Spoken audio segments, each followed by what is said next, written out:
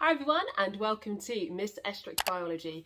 My name's Miss Estruch and I'm a biology teacher and tutor of over 10 years, here to help you get to grips with biology, improve your study skills, technique and to help you get the grades that you deserve. This video I know has been long awaited and lots of you have requested it. So if you are taking your A-level exams this year, exams 2022, this video is essential for you. I've had the time now to look through the advanced information topic lists, as you have as well. They were released in February, but this video is going through exactly how to make the most of those lists to help you to get those top grades. So you have about 2 months to go until your first biology exam. And for that reason, I've put together 3 simple steps for you to follow to make the most of this list to help boost your grade. So the 3 stages that we're going to go through are, first of all, planning your time. You've got about 7 weeks left. We need to have a really secure plan for you to follow. Number 2 is what active recall strategies you are going to put in place. Finally, number 3 is, of course, exam questions. But I'm going to talk you through how you should actually be using exam questions to maximise your improvement in the little time that you have left. So you have about 6 to 8 weeks left. I'm giving a 2-week window because I'm not sure exactly when I'm uploading this video. But in that time, you should now be aiming to complete 10 hours a week for biology outside of your lessons. Now that can include homework as well. So any homework, consolidation and revision.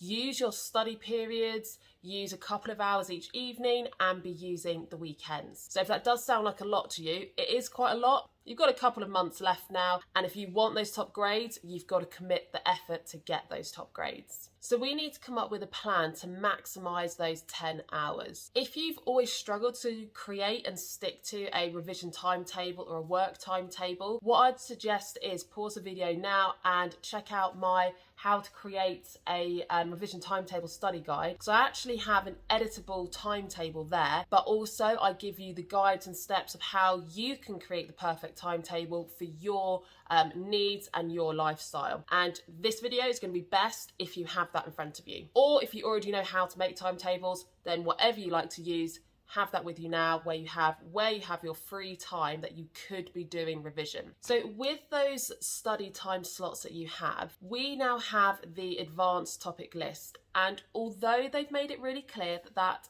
isn't the only information that's going to come up on the exam, particularly paper 3 with the essay, it would be foolish not to use these lists. They have told you 8 topics per paper that are definitely coming up, and they've given it to you in rank order. So you know those topics right at the top, there are going to be a lot of marks on those topics on your A-level. So that is where you should be starting, making sure that you can really secure your knowledge, understanding and memory of those topics. So there's 8 topics per paper. When you come to design your timetable of work for the final remaining weeks, look at the topic list, and there's 2 key things to do. Number 1, the topics that you don't feel confident on, those are the ones that you should start on. And also number 2, the topics at the top of the list you should start on. So that will probably give you a pool of maybe 6, 7 topics, and that will be what you're going to focus on for the first 3 weeks from now. Really try and become confident and secure in your memory on the topics you find hardest and the topics at the top of the list. Now, if you have seen my Instagram post on spaced repetition and interleaved revision as well, you will know that when you come to plan how you're going to revise, don't do big chunks of the same thing. So if you've said that photosynthesis is one that you really need to look at, don't just plan a whole day that you're going to look at photosynthesis. You should maybe do an hour or 2 on one day, but then interleave other topics as well. And do that pattern across the whole week as well. You're interleaving different topics, not just doing a whole chunk of one. So if you've picked out 6 key topics to start on, interleave when you're going to study those throughout the first 3 weeks. The final 3 weeks, you then want to be putting in the other topics that come lower down in the list, but also the other topics that are going to come up that are not on the list. So those are my key tips for your plan. Number 2 is the activities. So in your plan, you're saying what you're going to revise when, but you haven't said how, what type of revision you're going to do. And the key thing is it has to be active recall, meaning you are testing yourself. Do not waste time just reading information, writing out notes where you're just copying across. It doesn't improve your memory and it takes hours. So stop that.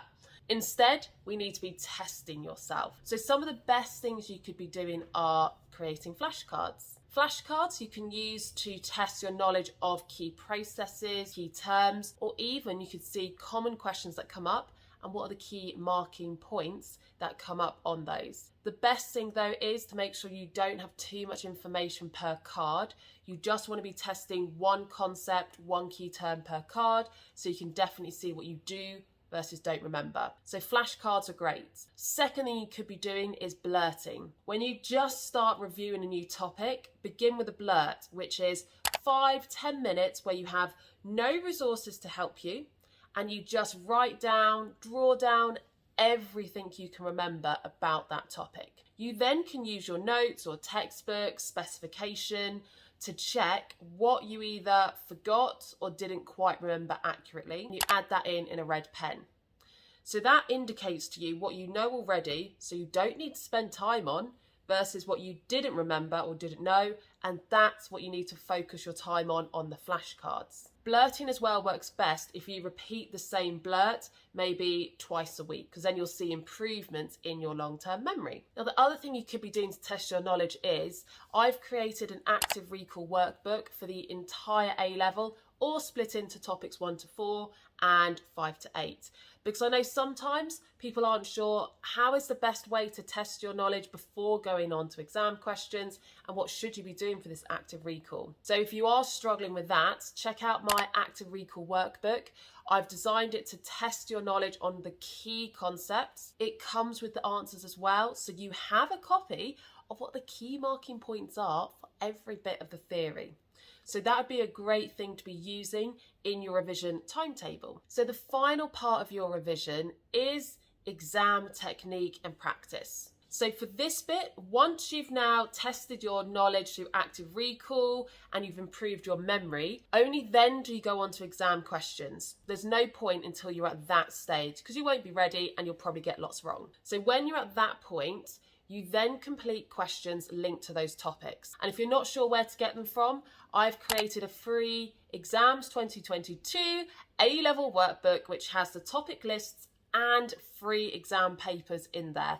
So head to my website, you can print those out and have a go at those questions. Now, once you've done those questions, it's really important that you look at the mark scheme carefully. I'm sure you're all aware just how picky AQA are with the terminology in the mark scheme. You have to say exactly the words they want to get the marks. So for you to improve, you need to learn what those key terms are. So do the exam questions, mark yourself strictly, and whatever the key marking points are, you can turn those into flashcards. So for particular topics, you can then say key marking points and test yourself on that in your flashcard set as well. Once you've done that, then in a week's time, you could redo those same questions and see have you improved, or you could have a go at another set of questions. But the key thing is lots of questions, mark it, being very strict with your marking, and then you need to note down the key marking points, because that is what you need to be learning. So that is it. That is my 3-step plan.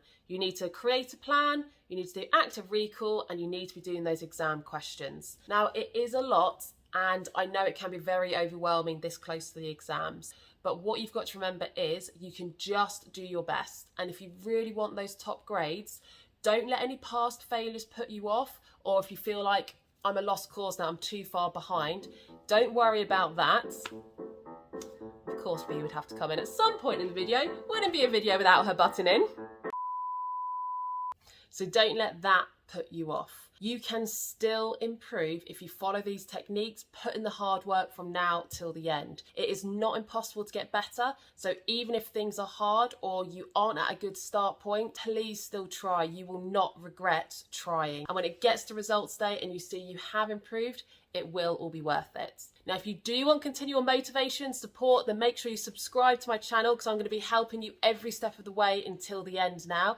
And as well, on my Instagram channel, I'll be posting lots to try and help you with your biology knowledge, your study skills, but also with your motivation. So that's it for today. I hope you have found it helpful. Please give this video a thumbs up if it has been useful to you.